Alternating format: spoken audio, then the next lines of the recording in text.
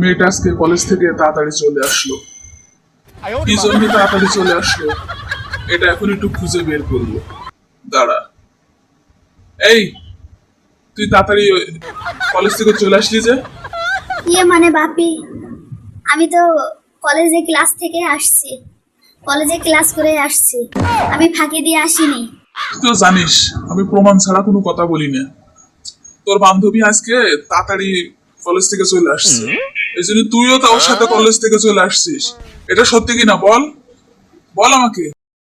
আসলে বাপি মানে সত্য কথা বলতে আসলে আজকে কলেজ ফাঁকি দিয়ে আসছি। আসলে মানে আমি যে তোমার কাছে ধরা খেয়ে যাবো এটা আমি বুঝতে পারিনি, আর আমি নেক্সট ডে কলেজ ফাঁকি দিব না বললাম। হ্যাঁ আমি বুঝছি, এরপরেও তুই বড় বড় অন্যায় করবি, অন্যায় করে আমাকে মিথ্যা বলবি। তোর কলেজে না যাইতে হয় সেই ব্যবস্থা আমি করছি, তোর বিয়ে ঠিক করব। ঠিক আছে, তোকে বিয়ে দিয়ে দূরে পাঠিয়ে দেবো, কেমন লাগে তখন দেখিস।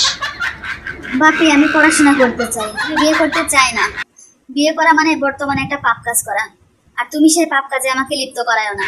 আমি বিয়েও করতে চাই না, আমি পড়াশোনা করতে চাই।